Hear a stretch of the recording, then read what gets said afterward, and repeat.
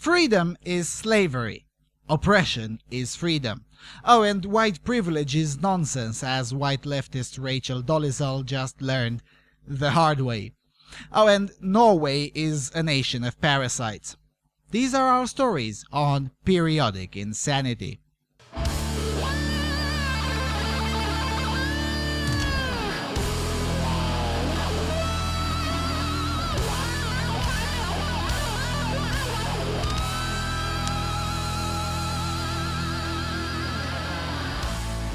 Hello everyone, and welcome to episode 6 of Periodic Insanity. Alright, let's try to make this shorter, though I fully expect to fail at that. So, the first story is Texas versus trannyism.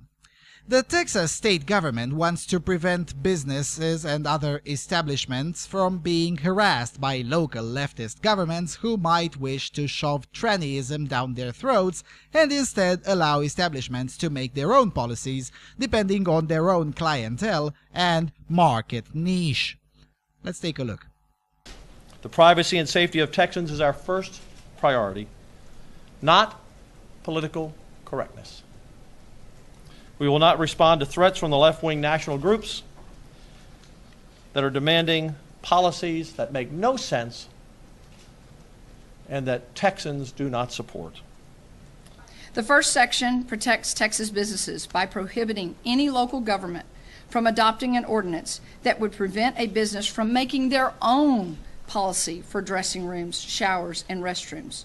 With this bill, and in the spirit of free enterprise, Texas businesses are left to make their own decisions on how they want to handle these intimate settings.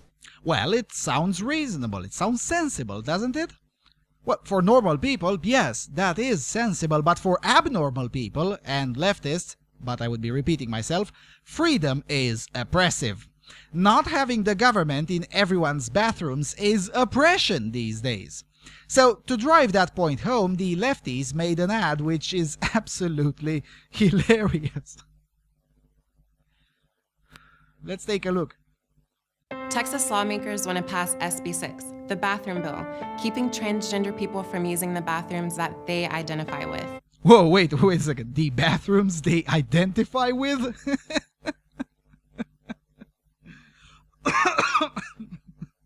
Alright, carry on.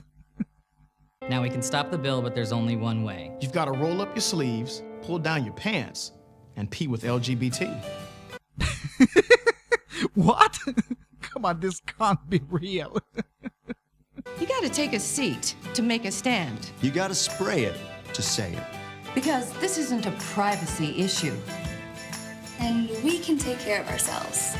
Because money should be spent keeping kids in school, not out of bathrooms. Notice the not-so-clever obfuscation of the truth here. Nothing in the bill says anything about kids out of bathrooms. It says that schools should make their own policies however they deem fit. So if this fake teacher is so concerned, she should lobby her fake school to get the policy the way she thinks it's right for her school in her community. But that would make too much sense, and we can't have that. Let's play the rest of the clip. Don't run in my hallway. Because passing that bill discriminates against family and friends. And me. And that guy. Because SB 6 threatens Texas businesses. And because we damn sure ain't gonna end up like North Carolina. IP. IP. IP. IP.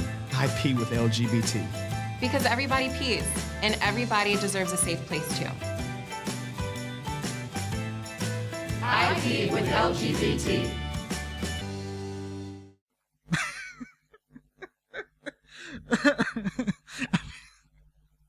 I mean, this has to be one of the worst PSAs that I've seen on an LGBTist issue. I mean, good luck convincing Texans with this one. And mind you, this campaign couldn't come at a worse moment for leftists in Texas. As this campaign is rolling, a mentally disordered girl on steroids, pretending to be a boy, to avoid the regulations on steroids, just won the girls' wrestling state championship. This is a girl who has taken steroids essentially. The other competitors stood no chance against her. But because she says she's a boy, steroids regulations don't apply to her. The left-wing narrative is that she already said she wants to wrestle with the blokes, but the rules of the competition are unfair because they only look at birth certificates. Now, that's a cute attempt at deflection right there. In reality, this girl should not have been allowed to compete at all. She should not have been allowed to compete with the boys because she's not a boy. And she should not have been allowed to compete with the girls because doping rules in sports should apply to everyone without exceptions for mental disorders. But then again, being honest about these things is now transphobia. Because, heaven forbid, not wanting your daughter to have the living shit beaten out of her from a bigger and stronger girl on steroids. You see, that's prejudice these days. And mind you, the activists for this degeneracy don't hide it at all. Mara Kiesling, founding executive director for the National Center for Transgender Equality, recently told C-SPAN that the parents who oppose their children and teenagers being forced to share bathrooms and shower rooms with opposite-sex kids must begin by, quote, putting aside their prejudices. Let's watch. Tom Keller has this tweet. I get the bathroom thing, but what about locker rooms, etc.? Well, you know, again, locker rooms are part of being in school for many students and not for many other students. But again, it is just the opportunity to try to scare people about trans students. These are kids, for gosh sakes. I don't know what people think goes on in locker rooms, but nobody likes to be naked in locker rooms. Nobody likes to... It is just a red herring. This is about, should students be allowed to go to school? Should they be treated responsibly or respectfully? And now almost every school in the country has trans kids in it. And I don't think most Americans understand that, but there are hundreds of thousands of trans kids. And the only accommodations people have to make is putting aside their prejudices. As usual, the truth goes out of the window. There are no hundreds of thousands of trans kids. Give me a fucking break. There are less than 1 million trannies in total in the United States, virtually all of them adults. This whole thing with trans kids is a new thing in and of itself, but more importantly, this thing should not be encouraged. This idea that kids as young as 8 can somehow make such a decision is lunacy. You don't trust them to grab a beer before 18 and sometimes even 21, but somehow they should be trusted on their word that they are the opposite sex? Give me a break. And mind you, even some leftists are starting to realize that this whole thing has gone way too far and out of control. The group Youth Trans Critical Professionals, which describes itself as a group of left-leaning, open-minded and pro-gay rights professionals, has this to say about this, quote, in many schools and communities, there are entire peer groups coming out as trans at the same time. In many cases, these young people may be suffering from mental health problems such as anxiety or depression that leave them easy prey to the cult-like tactics of these online trans activists, unquote. So, considering that such cases of trans kids were 1 in 2 or 1 in 3 million just 15 years ago, which one is more likely? The cult-like tactics of activists have gotten more efficient, or there simply are, somehow by magic, more trans kids now than 15 years ago? The former seems a lot more likely by any rational standard. This is not a question of discrimination, it's a question on whether or not should the whole society bend over backwards to accommodate what may not even be a real issue to begin with in most cases. Out of compassion for such cases, psychiatric treatment should be sought instead of compelling everyone else with the force of the law to essentially pander to a lie. No, the girl who won the Texas State Wrestling Championship is not a boy. She's just a girl on steroids that gave her an unfair and an undue advantage over her competitors. And look, the whole bathroom thing is a red herring anyway. No one really gives a damn in practice. However, making it a law changes the dynamic quite a lot, because when there is no law, common sense prevails. A very passing tranny can go into the bathroom he identifies with, whatever. Same goes with women who believe they're men. If they're passing enough, no one really gives a shit.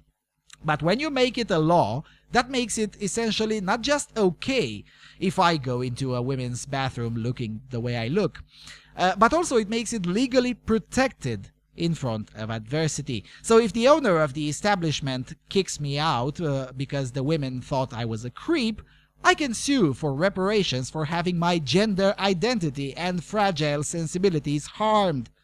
That is why making it a law instead of letting individuals negotiate it amongst themselves is a problem. Alright, let's move to the next story. You see, Trump's travel ban is evil, according to the leftists, but travel bans in general can be swell if leftists decide them. Coming from the Daily Caller, California bans students from traveling to anti-LGBT states.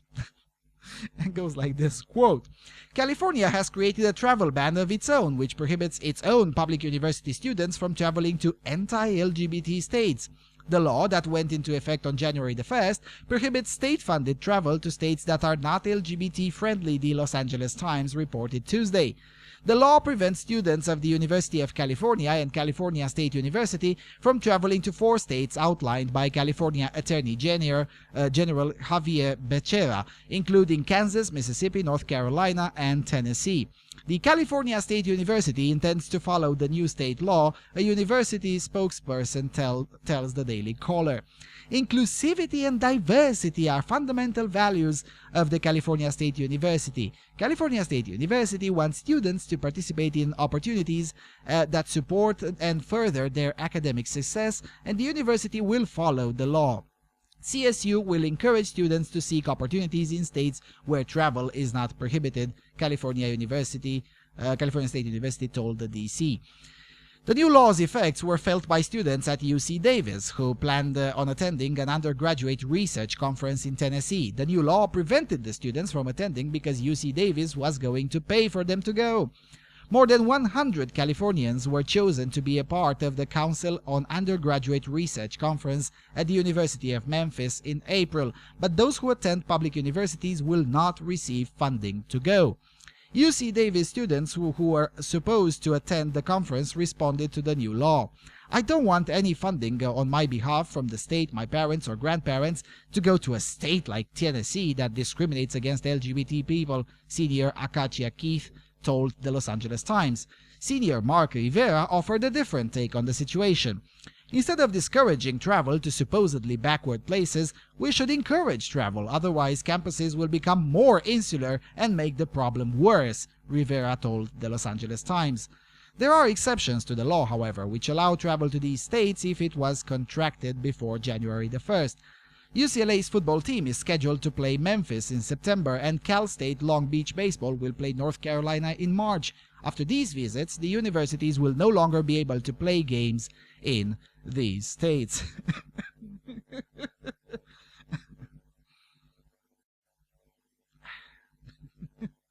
I mean, really. What more can be said? And mind you, this is the state where the leftist governor just cut the scholarship program for middle-class citizen students, but adamantly fought to and succeeded in keeping the scholarship program for illegal aliens. So there is no money for students to go to Tennessee and to play football. No money for citizens to go to college, but there is plenty of shekels paid by the disenfranchised citizens to fund the tuitions of illegal immigrants. You can't get more insane than that as a state, really. And I say as a state and not as a politician because the governor is doing what he's supposed to do: serve his most numerous constituency, which is illegal immigrants. But going back to the travel ban, I'm curious if the state will pay for a trip to Iran or to Saudi Arabia or to Jamaica for that matter. I mean, these are the people who called Trump a fascist, yet they'd randomly drop funding purely out of spite. California is really an asylum. They don't call it Comifornia for nothing. Anyway, let's go to the next one. Coming from the extremely left-wing rank, the NY Daily News. Rachel Dolezal, on the brink of homelessness, refuses to admit wrongdoing 2 years after scandal. It goes like this, quote, 2 years after she was revealed to be a white woman pretending to be black, Rachel Dolezal is unable to find work and lives off food stamps, but she still believes she did nothing wrong. I'm not going to stoop and apologize and grovel and feel bad about it, she told The Guardian. I would just be going back to when I was little and had to be what everybody else told me I should be to make them happy. The former NAACP leader, who stepped down from the position in Spokane, Washington, amid scandal, was outed in July 2015 when her parents, Larry and Ruthane, revealed she was not actually black. The story made international headlines, and Dolezal eventually admitted she was biologically born white to white parents and compared herself to Caitlyn Jenner, claiming race is not coded in your DNA. The 39-year-old also lost her job as an adjunct instructor at Eastern Washington University because of the ordeal, and she hasn't been able to get to work since. The former professor and columnist told The Guardian she's applied for more than 100 jobs, but not a single place will hire her. The only offers that have come her way have been for reality television and porn. Dolezal now relies on food stamps to feed her family and has been receiving help from a friend to cover her. Next month, she expects to be homeless, The Guardian reported. She added her memoir, titled In Full Color, due out in March, was turned down by 30 publishing houses before anyone would be willing to print it. Right now, the only place I feel understood and completely accepted is with my kids and my sister, she told the news outlet. The narrative was that I'd offended both communities in an unforgivable way, so anybody who gave me a dime would be contributing to wrong and oppression and bad things, to a liar and a fraud and a con. Dolezal said she wrote her book not only to tell her side of the story, but, quote, to also open up this dialogue about race and identity and to just encourage people to be exactly who they are, close quote. When questioned about her race, Dolezal would just tell people that she was mixed, but she doesn't feel as though she was lying. The times I tried to explain more, I wasn't understood more. Nobody wanted to hear. I'm a Pan-African, pro-black, bisexual, an artist, a mother, and an educator, she told The Guardian. People would just be like, huh, what? What are you talking about? So I felt like by not talking about my biological ancestry, I gave people the opportunity to relate to me as an individual and not part of a group.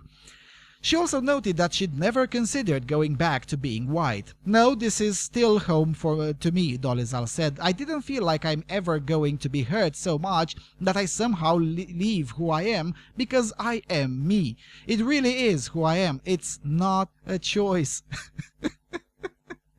I mean, this is pure, unadulterated cancer, folks.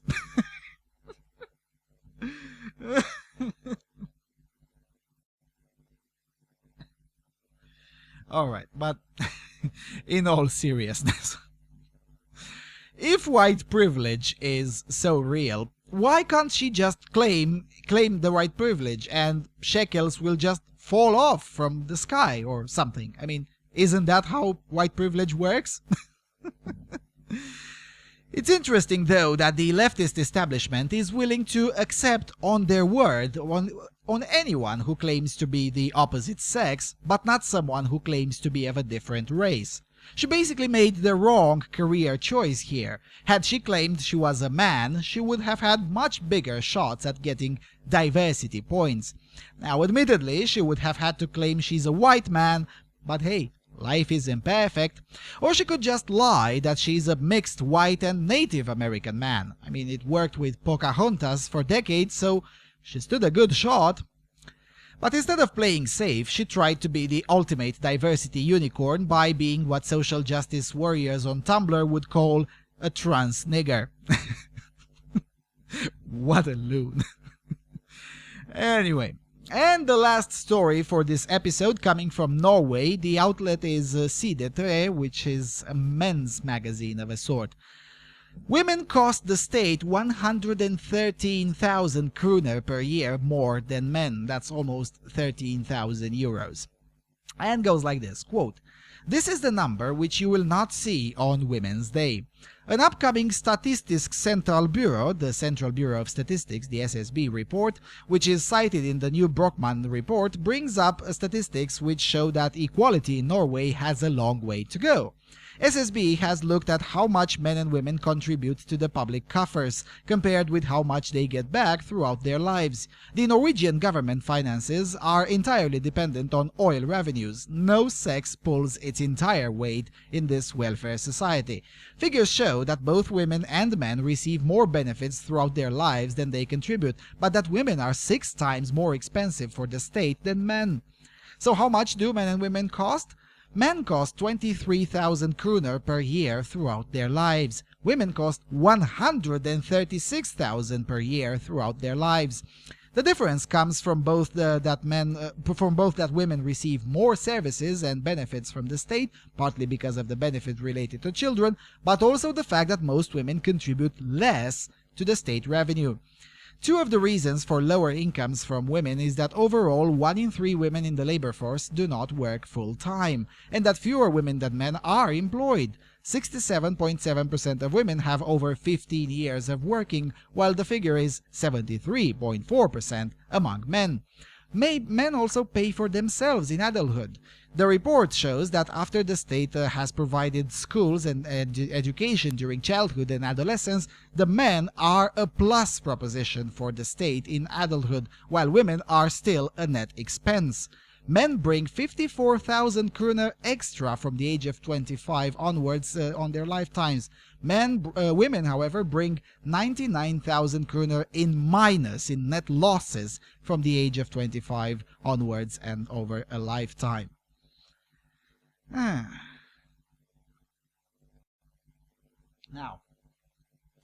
is anyone seriously surprised by this? The sex difference, I mean.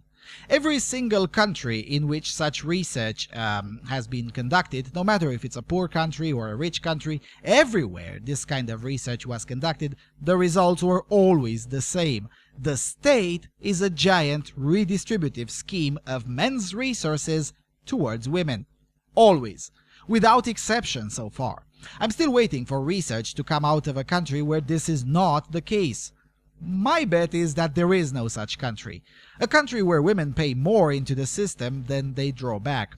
This is one of the many reasons not only I cannot take feminism as an ideology too seriously, but individual feminist women too.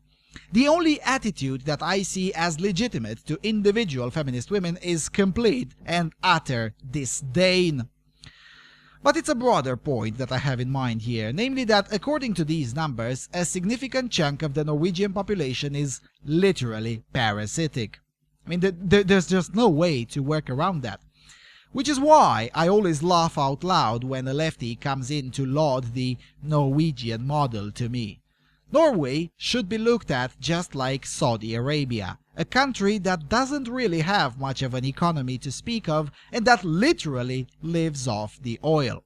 Now, mind you, that's not necessarily a bad thing per se, but it does put into perspective the policies in Norway that would simply not work at all anywhere else.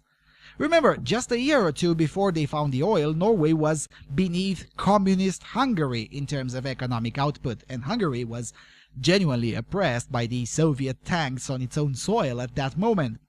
In other words, Norway was piss poor before oil.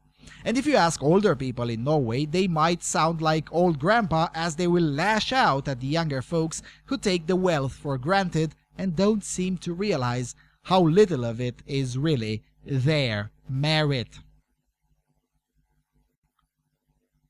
Now, again, that's not necessarily a bad thing per se.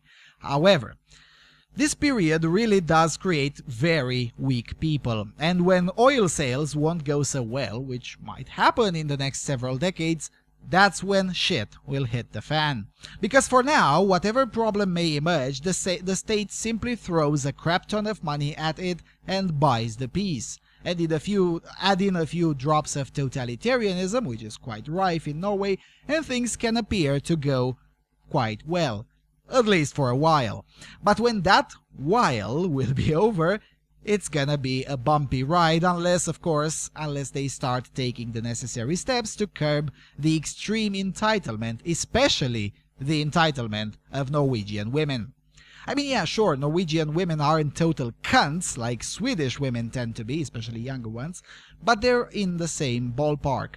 The extreme narcissism, the super entitlement is there, and the willingness to invoke state violence for almost anything, they're all there. And this won't go down well. I mean, I'm just saying. Alright. That's it for this episode of Periodic Insanity. I hope you liked it. Don't forget to subscribe, like this video, and maybe even consider pledging a shekel for the channel. Your life could get better if you pledge a shekel. Anyway, with all of that being said, thank you for watching. I'll see you soon on Freedom Alternative.